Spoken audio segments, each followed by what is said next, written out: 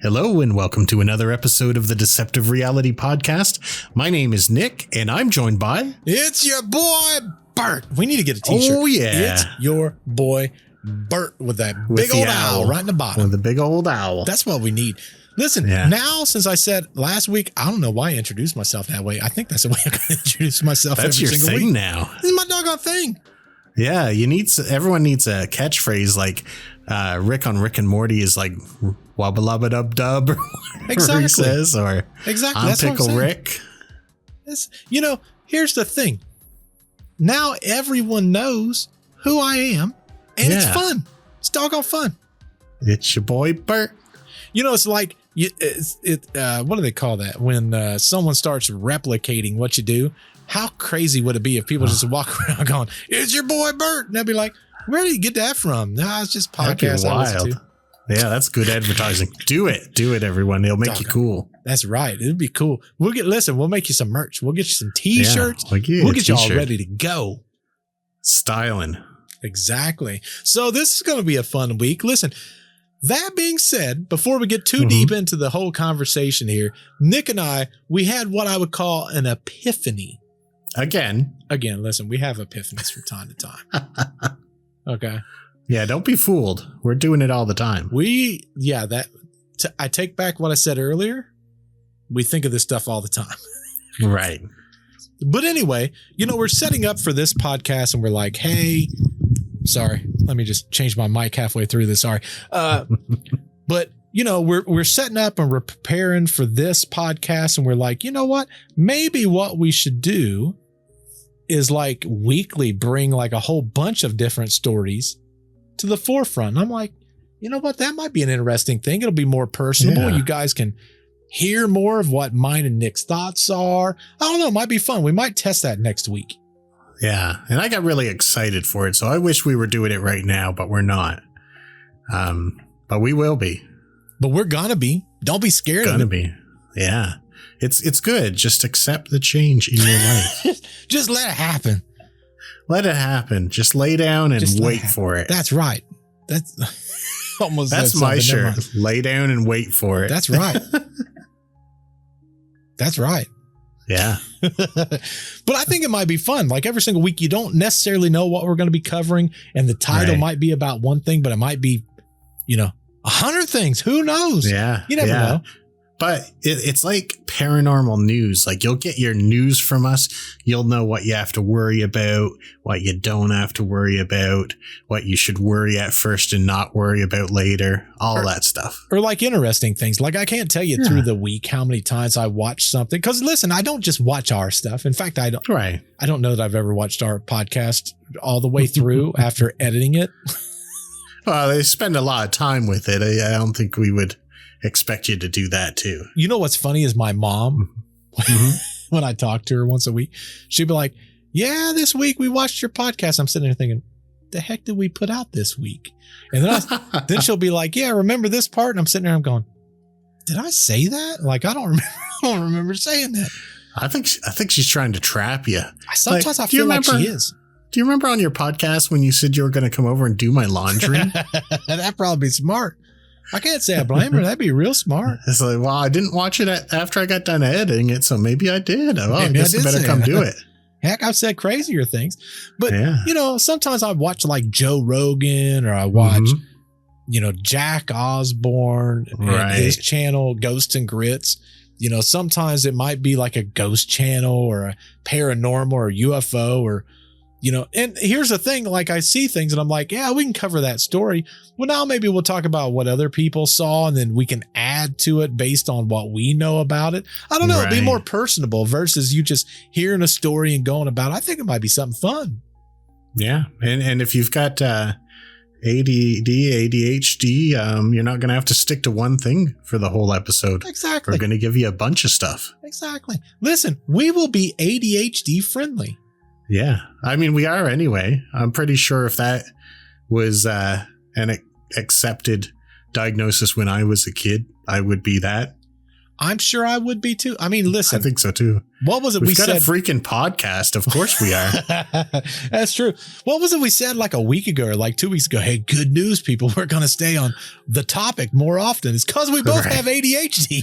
I know, right? If we're not diagnosed, but man, I can't imagine us not be, because you must hear those videos where they're like, does these 10 things happen? And that means you're right. Exactly. You're this. Like, I'm always like, that's normal stuff. What are you talking about? And my friend's like, that is not normal stuff. Sometimes, though, I feel like those videos are bullcrap.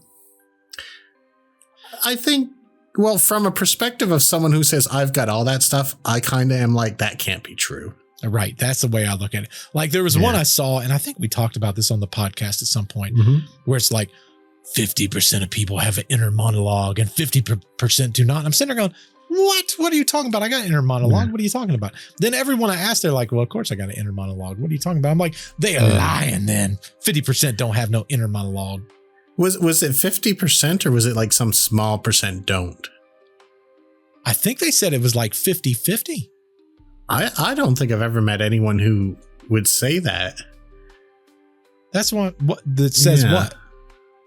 That they don't have an inner monologue. Yeah, that's what I'm saying. I didn't find anybody that said they didn't. I don't know how you'd get. I just can't imagine it, really. I can't either. It's incomprehensible to me that someone wouldn't, like, even as I'm thinking of stuff to say here, I'm having an inner monologue. Yeah, me too. Kind of thing, you know? And half the time you guys understand, I edit what I say because when I have that conversation, I go, well, I probably shouldn't say that. Right. I think we're all doing that, unless the people who don't have one, and I don't believe it's 50%. I don't buy that for a second. I could imagine like maybe there's like 10%, and those are those people that, you know, just say whatever comes to their mind. Like those people where you're like, oh, nice weather today, and they're like, you know, I can't even think of what they might say. Like I like turtles. That kid that's like, they're talking about something else, and he's like, I like turtles. You know? Exactly. I don't know. You know, all these things are kind of interesting when you think about it from the video perspective, but I think they're all a bunch of butkus. I think they're a bunch of bullcrap, Nick. Oh, maybe that might come up in our future format. Like, very well. That's not paranormal, but that's something that affects everyone. So, and it's weird. Could be paranormal. What if there's a story about an inner monologue that's paranormal? What if that is not, maybe you're not talking to yourself, you're talking to someone in another dimension. Maybe that's your spirit. Your body is talking to your spirit. From another dimension. That just looks good in the thumbnail. Oh, yeah. We just did it right there. Exactly. Right there. See, that's the kind of gem you can expect in the new format change. Exactly. Not only that, but we're more personable. We'll be able to talk to you. We'll be able to grab stuff from you. Maybe we'll have like some weekly questions. You guys can ask us questions and we'll answer it. And I think initially Nick and I, when we was forming this podcast, that's kind of where our mind was going.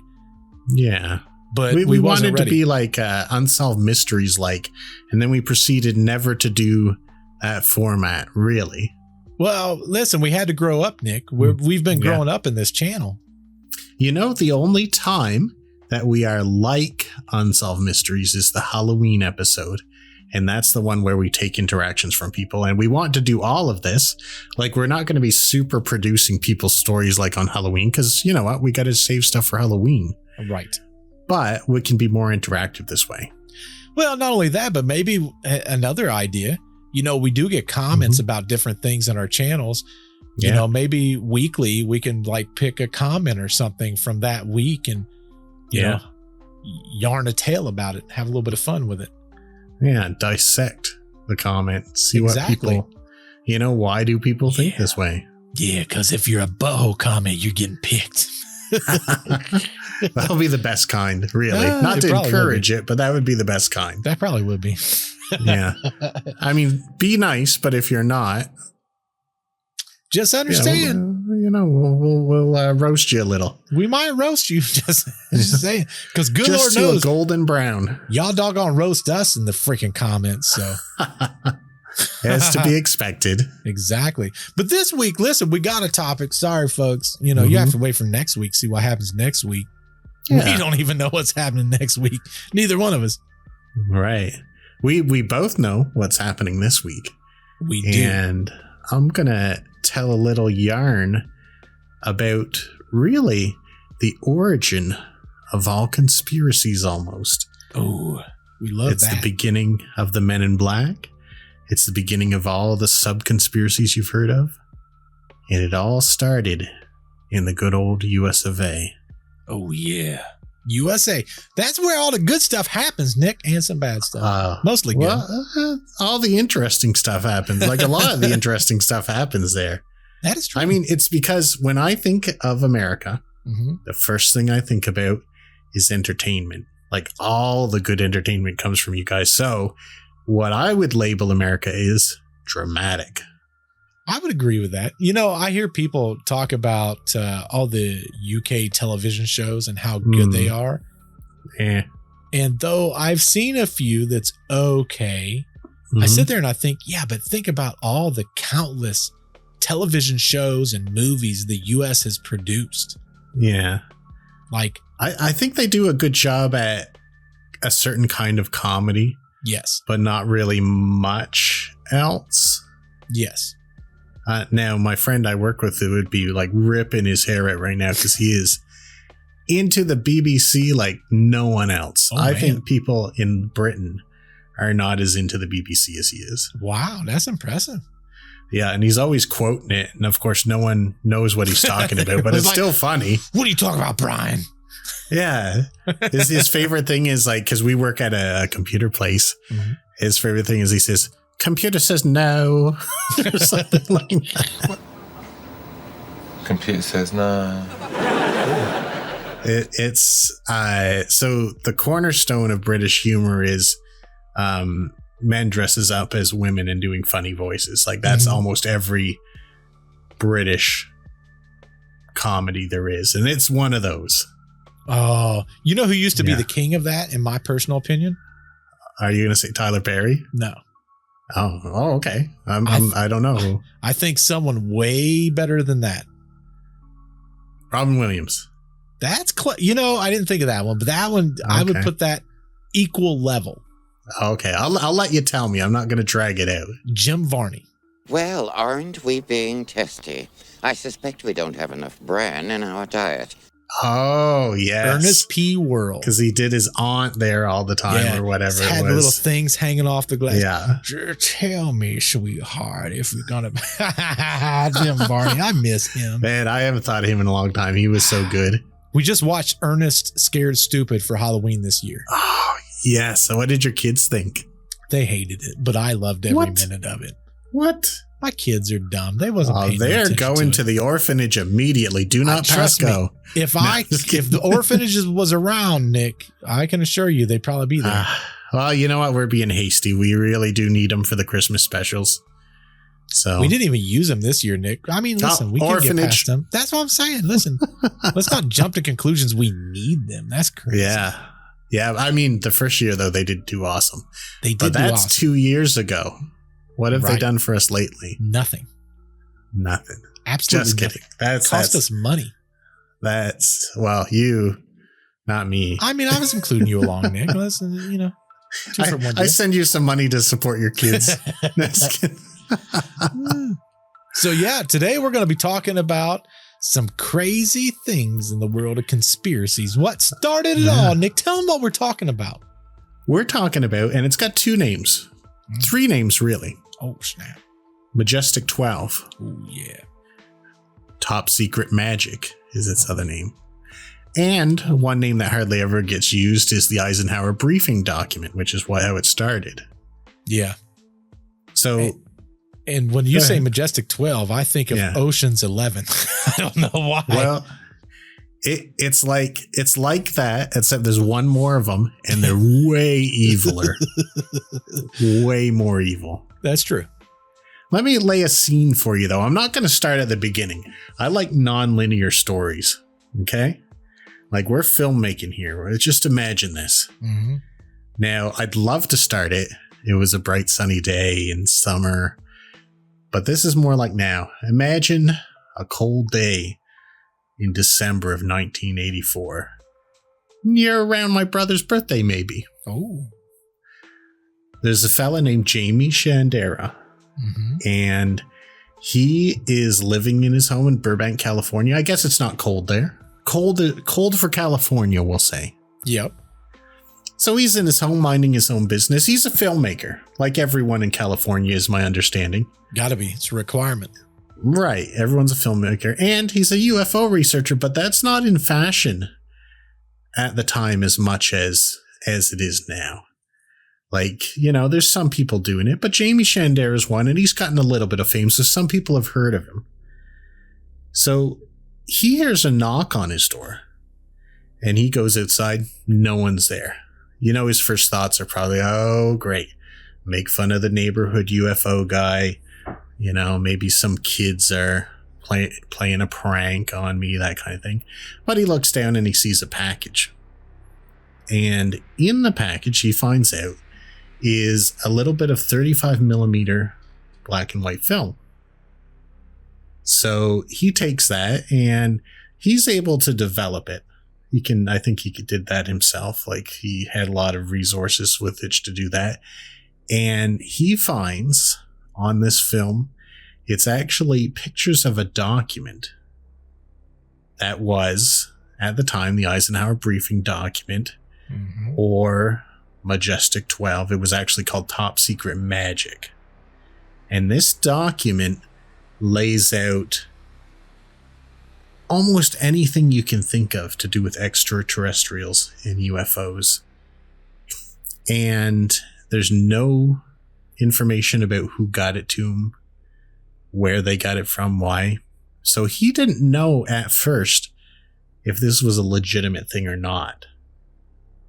So he happened to know a fella by the name of Stanton T. Friedman. Have you ever heard of this guy before? Yes. Well, he was, as you know, a very prominent nuclear physicist. Mm-hmm. You don't become one of them overnight, so you've got to go through a lot of training. You got to be a pretty smart guy. In fact, in his regular career before all this, he was doing nuclear propulsion top secret experiments with GE and Waterhouse, which I believe nowadays that they might be part of the same company. I don't know. Possibly. Yeah, I'm not sure. I'd have, because it's, no, they're separate because it's PricewaterhouseCoopers and all them, I think. But anyway, these are huge companies. He was doing top secret experiments with them on nuclear propulsion, which is really connected to UFOs and that kind of thing. Yes.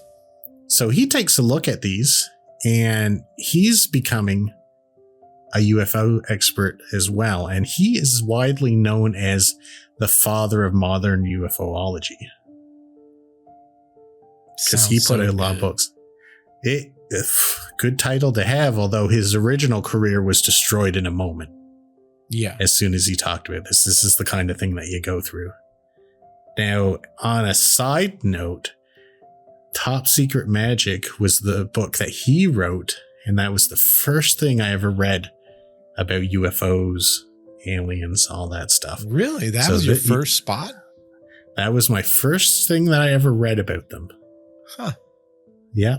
So I'm trying to think of what mine is. I don't know that I know that.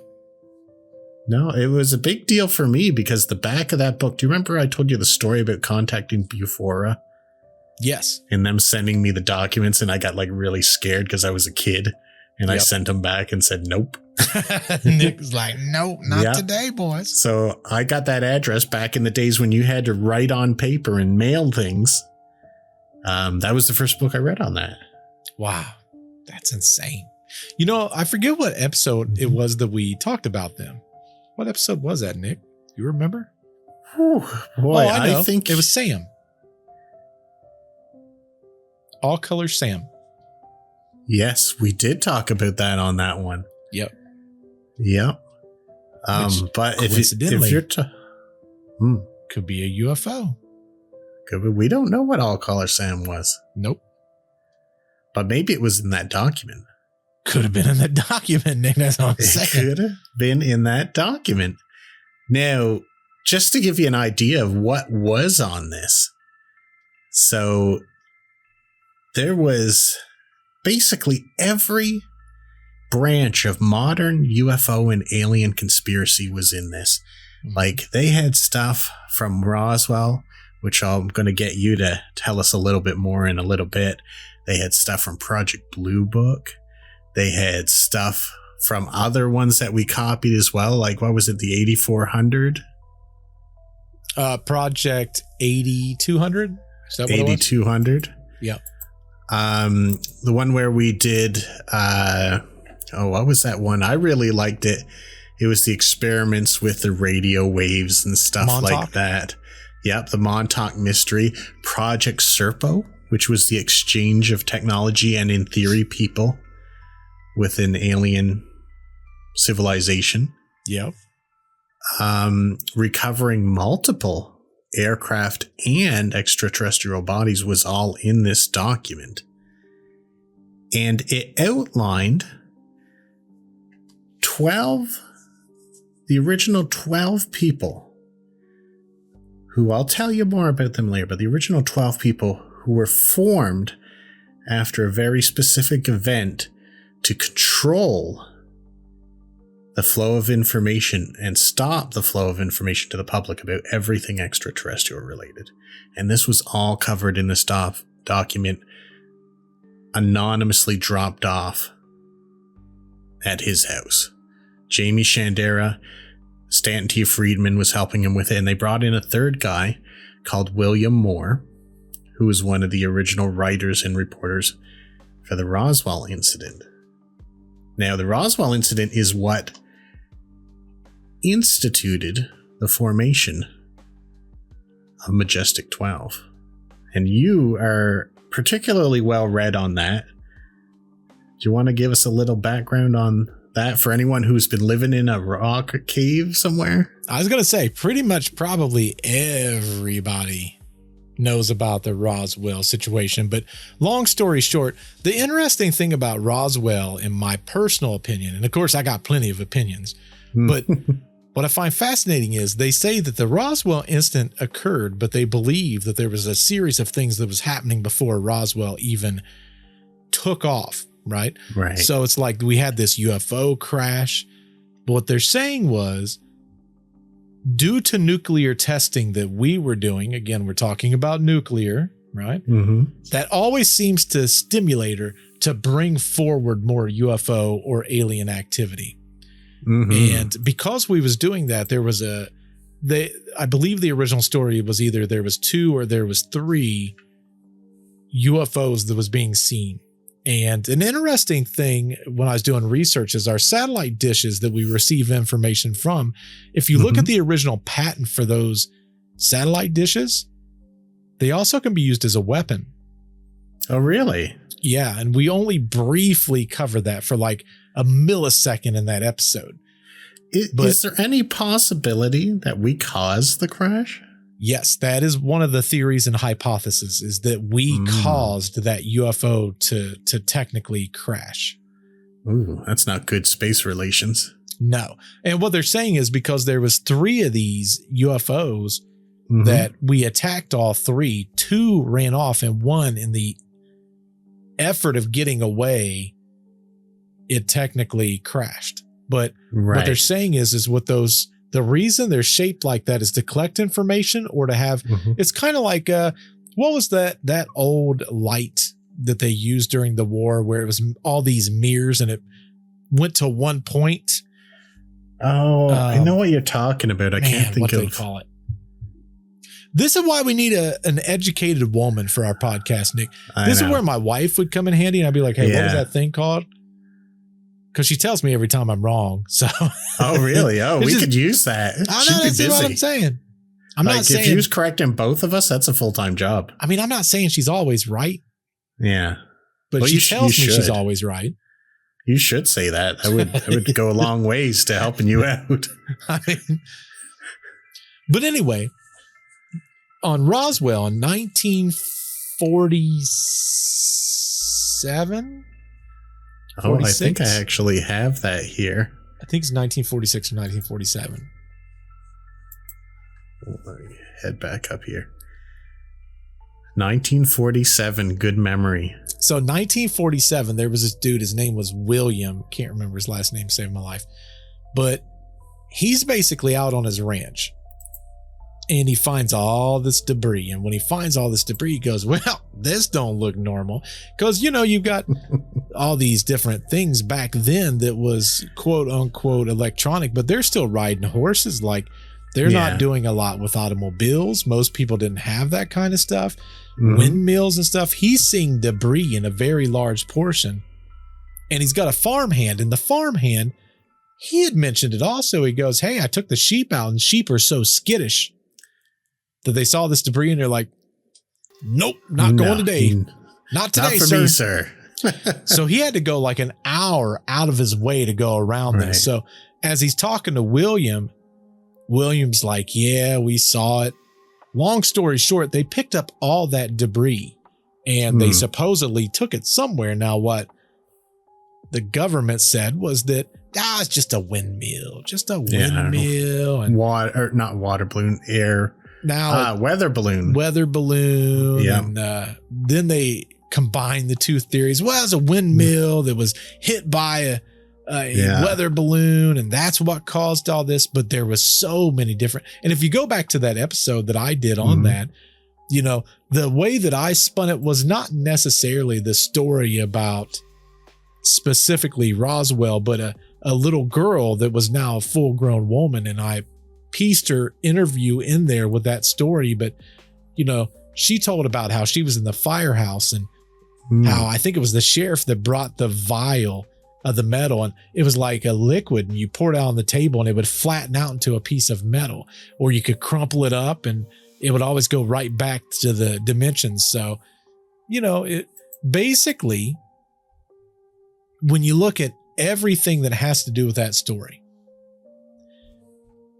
it combined into its own project, which was known as Project Mogul. That's what the parts was a part of. I remember that now. Yeah, it's just a story that will live on forever in UFO lore. So that was the catalyst for the Majestic 12. That's what got them together. Yep. Now, a lot of these guys, and we actually have supposedly the full list of these guys. Yep. Now, I'm sure that people are going to listen to this list because I'm going to go through it, give you a little brief on each of them. And I am certain that there's going to be people who are like, yeah, I know these people. Now, I only knew one of them. And you can feel free to stop me at any time if you know other ones, but I'm going to go through them right now. So there's Dr. Lloyd V. Berkner, scientist and engineer, allegedly part of the scientific contingent of the group due to his expertise in space and communication technologies. Dr. Detlev W. Bronk, a physiologist and biophysicist. He was brought on because of his medical and biological expertise, which was useful for analyzing extraterrestrial biology. Here's the one that I recognize, Dr. Vannevar Bush, and that is an engineer and science administrator and cousin to George Bush Sr. He's a distant cousin to W. That's right. George W. Bush. So that's guys, we still know about his family and probably a lot of people that he's been in association with. But he was supposedly the head of the alleged group due to his prominent role in U.S. scientific policy. So he was dictating the policy of science in the U.S. at the time. James Forrestal, I know that we've mentioned him on a number of our episodes. I can't remember specifically what, but he was the first U.S. Secretary of Defense, the very first. Which that could have been a role that was created during that time. He had the highest level defense role position and clearance of anyone that has been before or since. Gordon Gray, not got any titles like all these other fellas do, but he's an advisor and secretary of the Army. His expertise was in defense strategy, which would align with Majestic 12's purported mission, which was to set up defense against the potential threat of extraterrestrial beings and craft. So that was sort of like the whole theme of the document. We've got Dr. Donald H. Menzel, astronomer and cryptographer. What might he be good for? Well, astronomer easy, but cryptographer, decoding languages. Right. And this isn't the kind of guys you'd need for regular missions and stuff like that. Then we have Rear Admiral Roscoe H. Hillenkoetter. He has an intelligence background. I'm going to run through these a little quicker here. Dr. Jerome Hunsaker, aeronautical engineer, great for looking at recovered crafts and technology.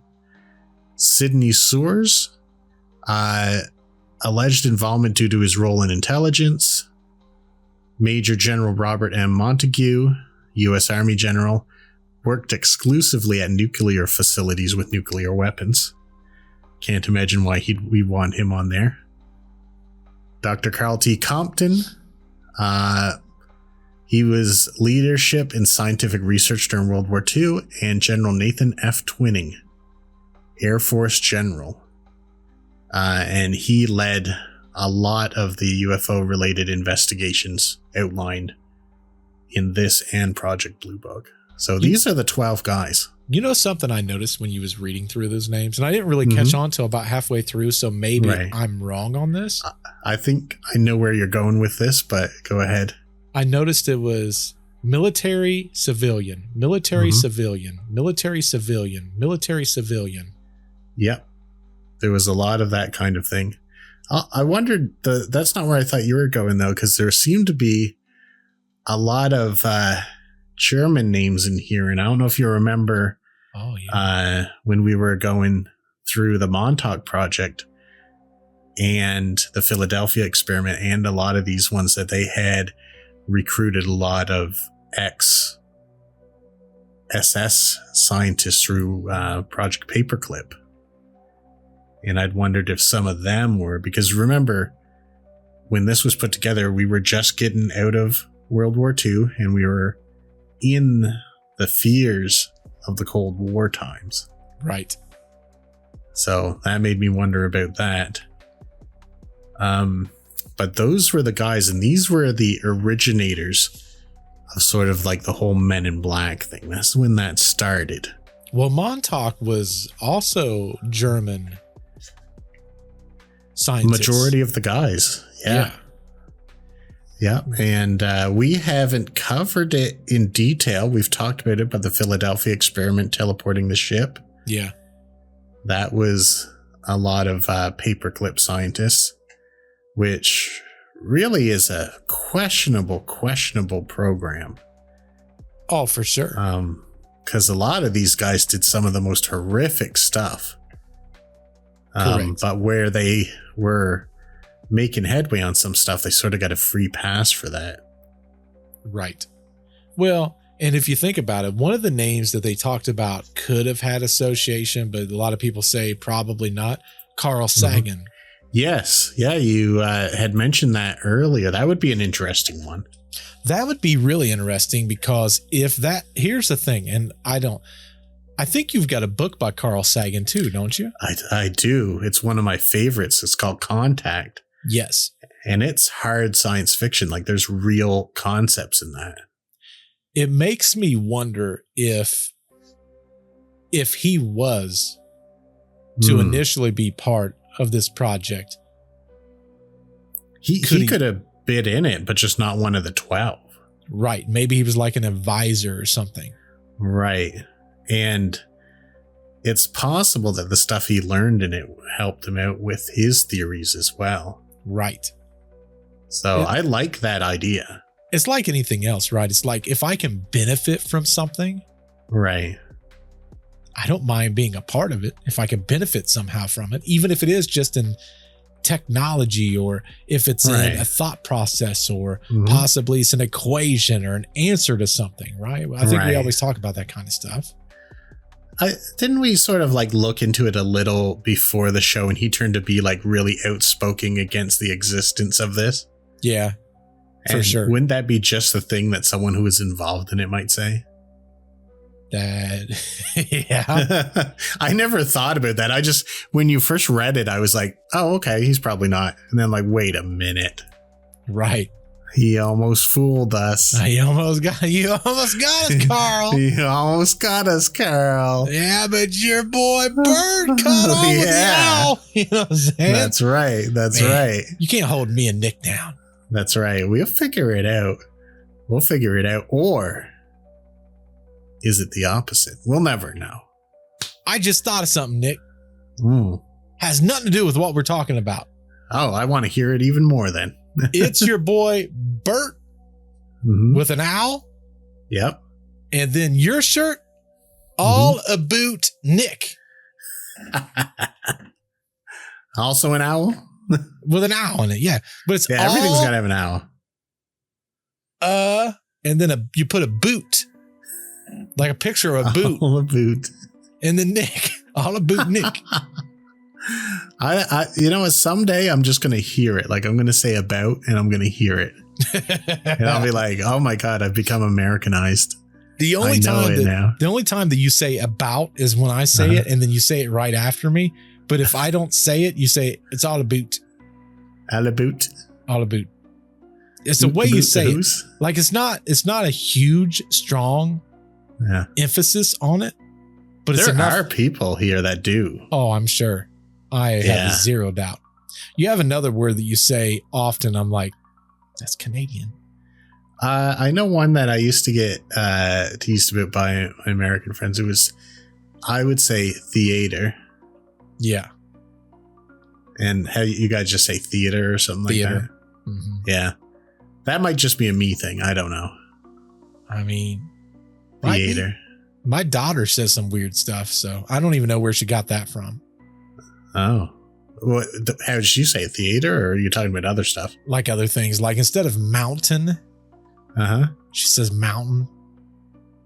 Oh, man, that does sound Canadian. Maybe she's secretly Canadian. That's what I think. I think she's secretly Canadian.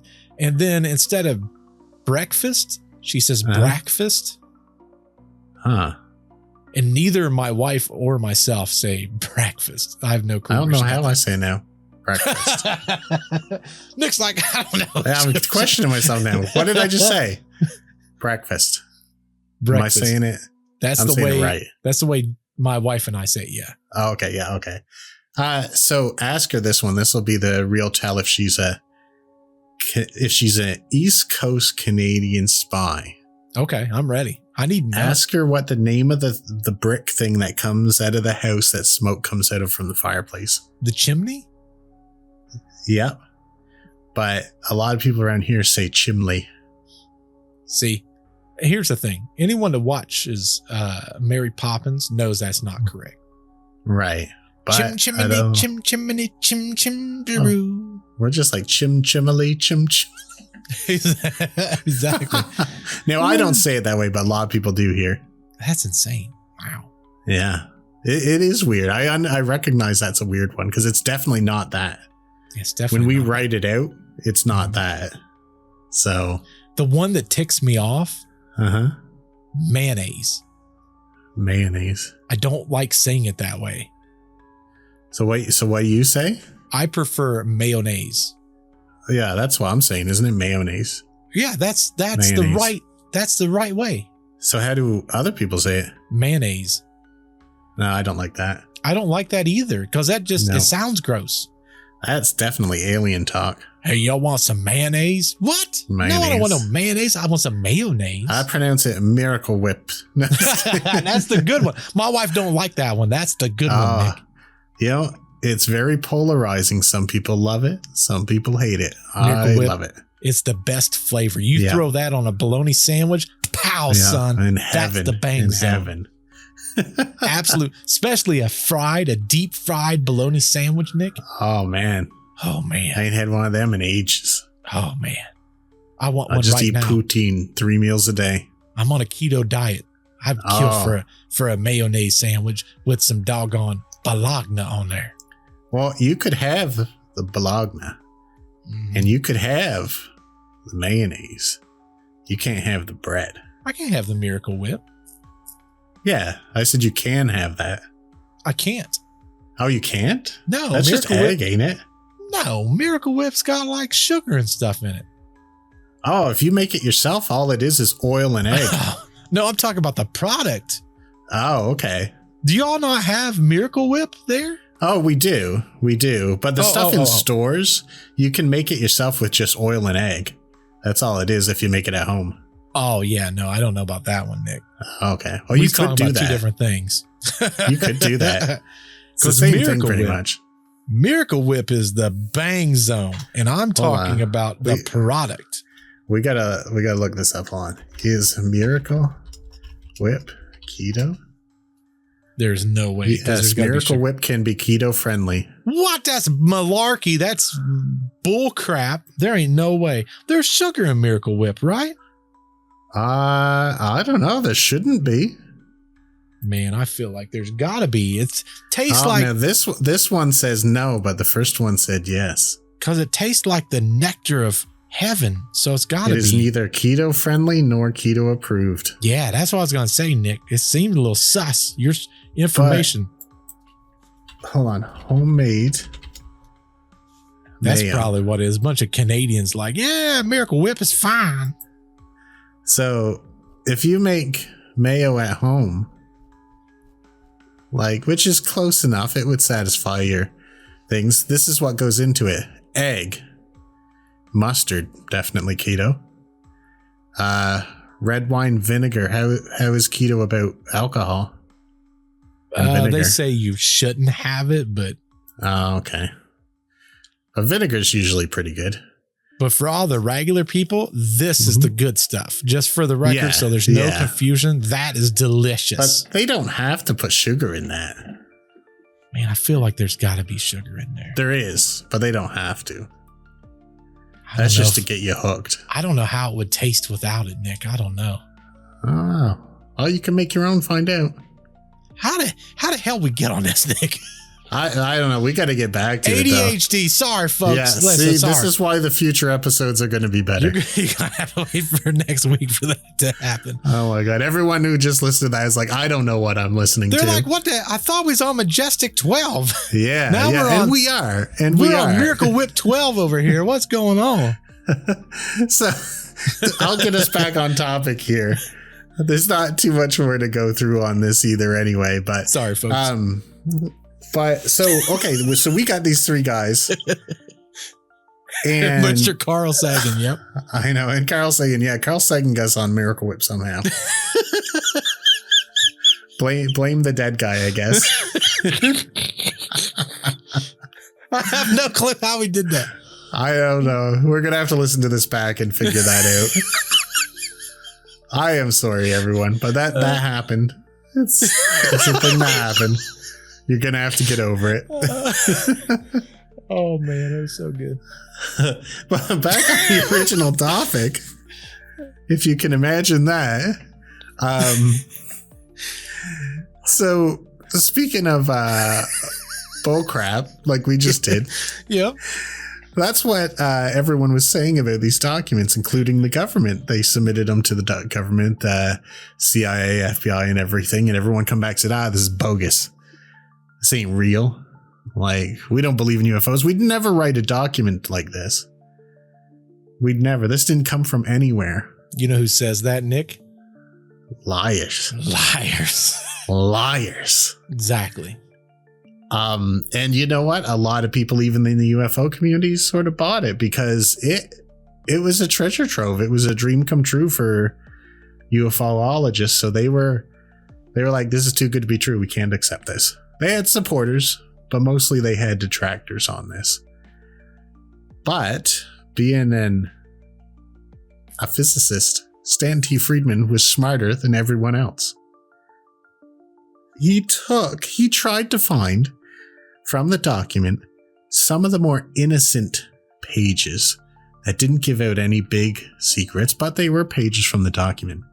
And he submitted Freedom of Information Act requests, which is something that you guys have that is really cool, where you can request any document from the government and they've got to give it to you, but they can redact things.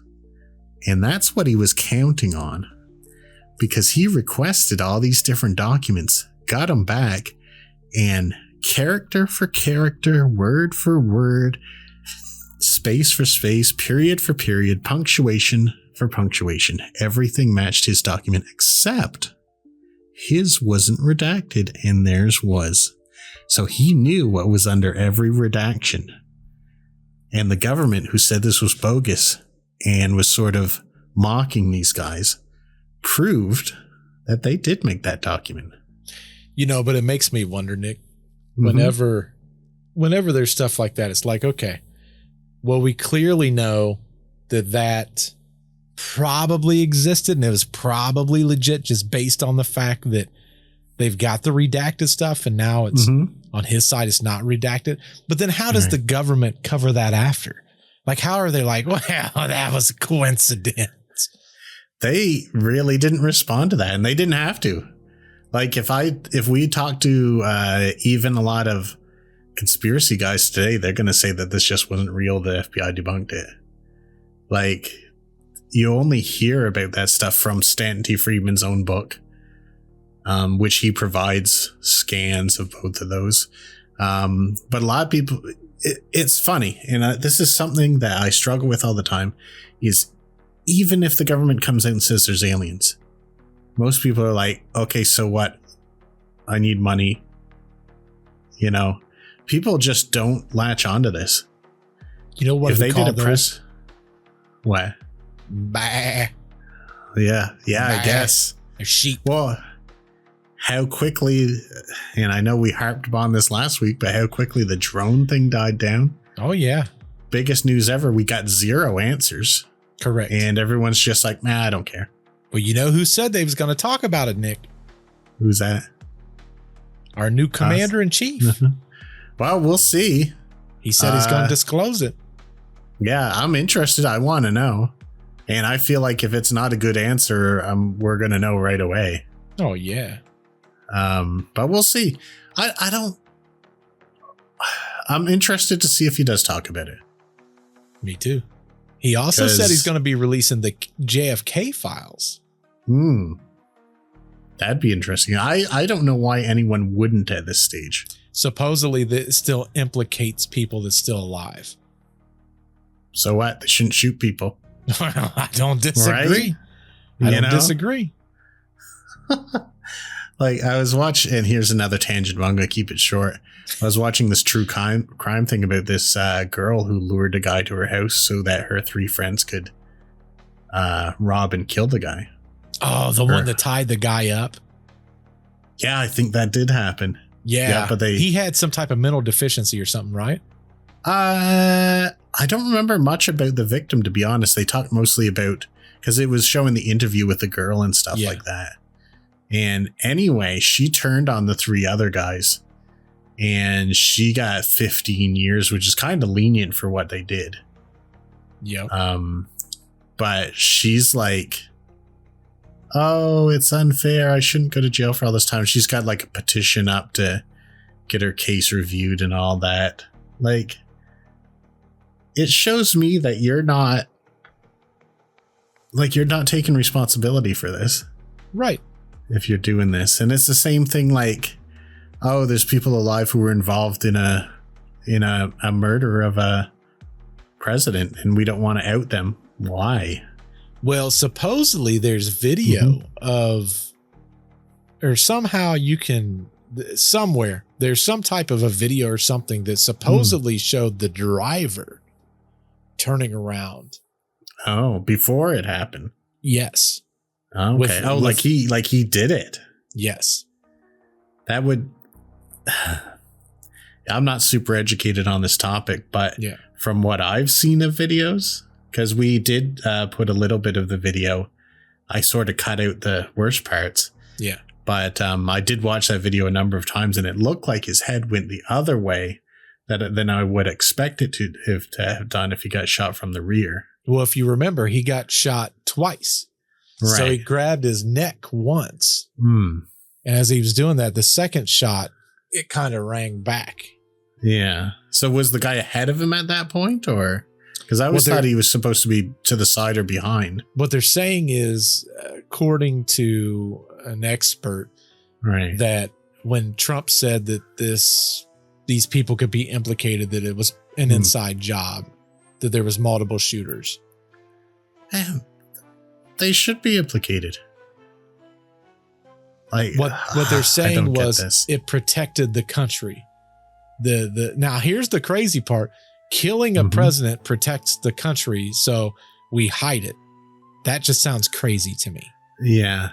If that was really true, protecting the country, they would have been plastering it on walls. Oh, yeah. And not only that, but you have Oswald that took a fall for it. Right. And the other crazy thing when you think about it is if they can do something like that, people like me and you that report on this stuff, water under the bridge. There's just some crackhead. That's what would come out. Oh, he's on drugs. We found all these drugs on him. He's clearly a crackhead. And he just couldn't live life anymore, and he unsubscribed. Yeah. I'll tell you, all the weird things I say during the day, they could take me out real easy, and people would be like, they'd be like, yeah, I guess so. You know? I use this joke at work that said, I always say, people are, complaining about aches and pains and being old and stuff like that. And I'm like, I love being old. And they're like, what are you talking about? And I said, well, I ain't got that many aches and pains for someone of my age. But I like being old because if something annoys me enough, I'll just die. Like, I don't have to hang around anymore. When you're 15, 20 and something annoys you, you can't. Stuck. You're stuck. Like Chuck. Like I get real mad at work. I could pop a vessel and go. That's right. Just one too many flights over the cuckoo, Nick. That's what it is. Yeah. Someone says something I don't like. Like, I don't know. They're not serving sugar-free rock stars in the restaurants anymore. I'm just like, well, that's it. That's it. I'm done. I'm out. Tired of this crap. Yeah. And last tangent, I'm not going any further on any more tangents, is they changed the can of my sugar-free rock star, and I swear to God, it tastes different. It probably does, Nick. Well, you saw they outlawed a dye here in the United States already. Yeah, and they haven't here yet. Red 40. Was it Red 40 or Red 3? Oh, I thought it was 40. Maybe it is 3. Oh. We don't need to be dyeing stuff anyway. Well, that's the thing. In other countries, they don't do that. Like, it's not necessary, really. No. You know what? The worst thing that I heard that has the most of that dye in it? What? Bacon bits. What? Like, if you buy your bacon already in bits, chances are it's been dyed. I didn't know that. Yeah. You're right. Better make your own number bits. 3. Yeah, better make your own bits, man. I'm telling you. Man. Yeah, they said red dye 3 was causing cancer. Yeah. Yeah, and they knew since the 60s that the real cause of heart disease was sugar. But the companies paid to have that suppressed. How many people died because of that? Tons. And that's the thing. We never know the truth, and that's where the problems come in. Yeah, and that's actually not a tangent, because this stuff that they're trying so hard to prevent us from knowing, that could bite us in the end too. Oh, for sure.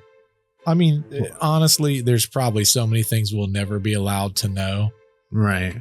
That it's like, well, okay, well, 100 years from now, they'll be like, yeah, look at all the things they hid from the regular everyday people. Right. Well, I mean, just during our lifetimes, how many times has eggs been bad for you and then good for you again? Well, they're saying that was from the wheat companies.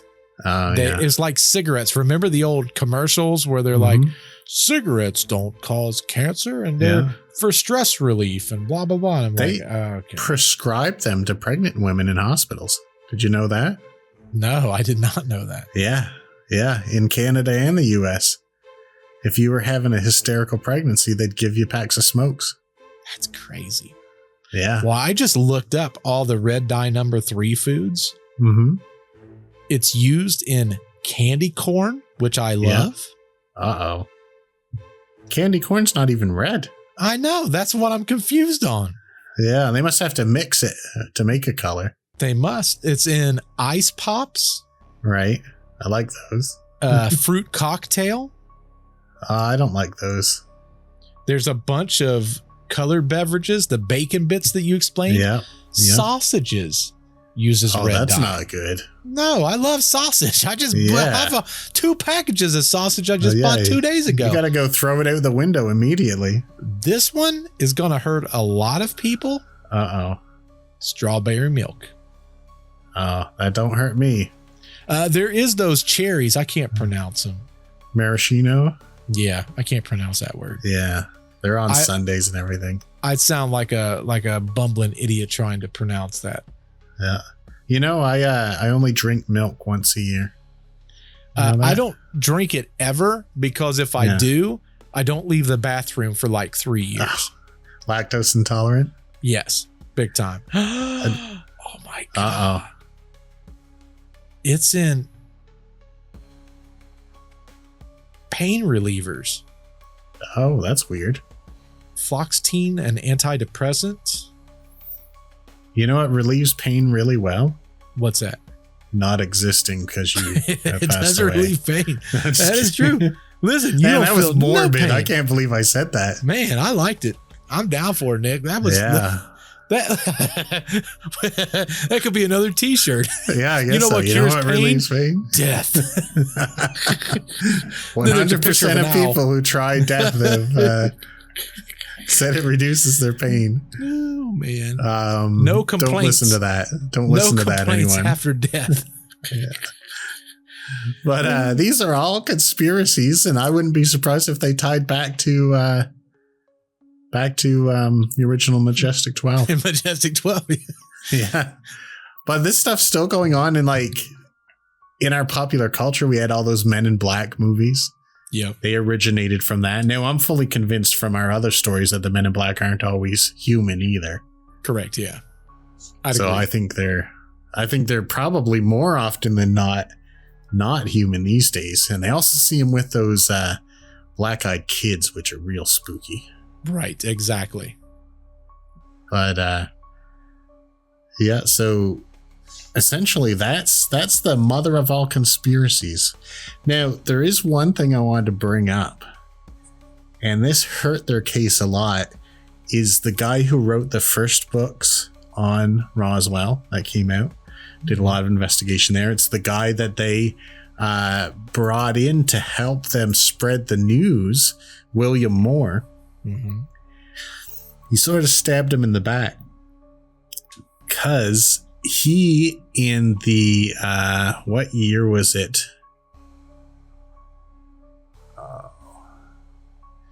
William Moore. So I'll read this quote here. Moore later admitted during a 1989 speech at MUFON, Mutual UFO Network, conference that he had cooperated with U.S. intelligence agencies to spread disinformation within the UFO community. This revelation damaged his reputation and led to his withdrawal from UFO research. So he got up on a stage in front of thousands of people at the MUFON conference and just proactively told everyone that he worked with the government to spread disinformation. Sometimes I wonder, though, if that's, hey, you're about to be knocked off, but give this statement. Right. Or if this is the thing, the disinformation that they wanted him to give. Correct. Because why would he do that? He had sort of a flourishing career. He was the frontliner for Roswell, the biggest event that ever happened. Right. He was one of 3 guys who was releasing probably the most important documents that no one's ever going to read for some reason. Right. And then he just gets up there proactively and is like, yeah, I was working with the government to release disinformation. So he's a big reason why a lot of people still don't think that this document is real. Who knows?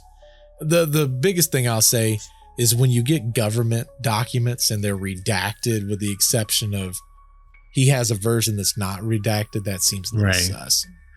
Like, that's real hard to fake. That's really hard to fake.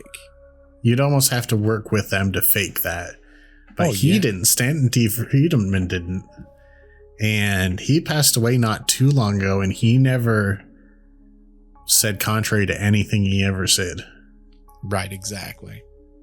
So, I don't know. There's so many sus things like that.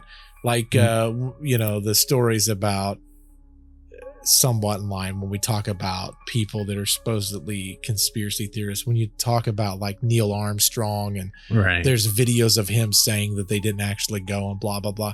We'll never really know. Like this is not subject matter where we will be like, okay, we have a definitive answer and here is what it is. It'll always be questionable. And that's why it's in the realm of paranormal, which is what we do, or mysteries that just can't be solved. And Carl Sagan was in on it. Probably. Confirmed by Bert. Confirmed, definitely. That could be another t-shirt. Confirmed by, and then there's one for Nick and then one for Bert. Right. But I want mine to say confirmed by Nick and in little letters, probably. Allegedly. Allegedly. We love saying that word, allegedly. Yeah. That's a big word on the internet now. You've got to, like, if you're doing true crime, we're mostly safe. But if you're doing true crime, you've got to say allegedly every 6 words. Yeah, for sure. Otherwise, on a certain television show that I won't get into, you have to read statements like 2 weeks later. Right.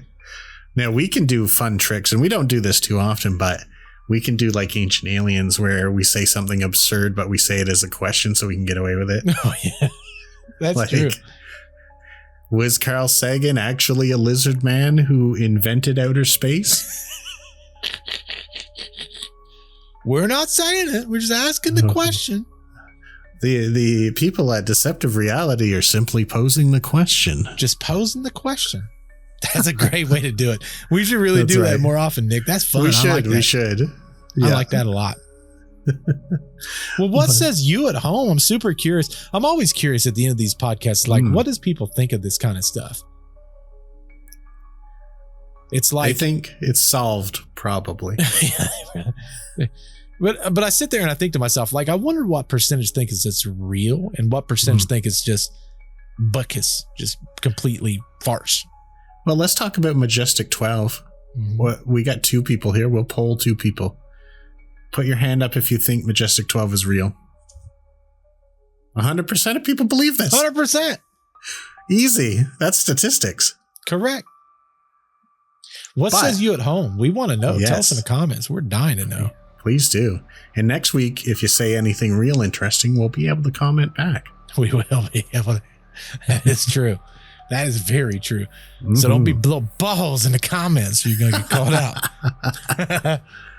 Well, hopefully y'all enjoyed this podcast. I enjoyed talking about it. I'm super excited for the next weeks to come and what all we're going to be able to get into and how we're going to be able to do it. I'm super curious. For those of you that maybe only dive into a few things, you'll see some different things with our channel. And by that, what I mean is going forward, what we'll do is we'll cover multiple topics, and maybe what we'll do is split those multiple topics into just little smaller segments through the week. So let's say you watch half the podcast and you miss a little segment. That's what that is. It's just a little callback to maybe something you missed that we found super interesting, because we know what it's like to sit down and listen to us talk for long periods of time. Yeah, we hear it ourselves once in a while. I hear it all day long from me. So trust me, I get it. But hopefully y'all enjoyed this. I enjoyed talking about it, and I'm super excited for the future. If you've listened this far along, please be sure to hit that thumbs up button. Also, if you're not subscribed to the channel, there's no better time to do it than right now, baby. Do it. Do it. But until we see you on the next podcast, goodbye. I had to do it again. It's my new favorite thing. I love it. I'm doing it.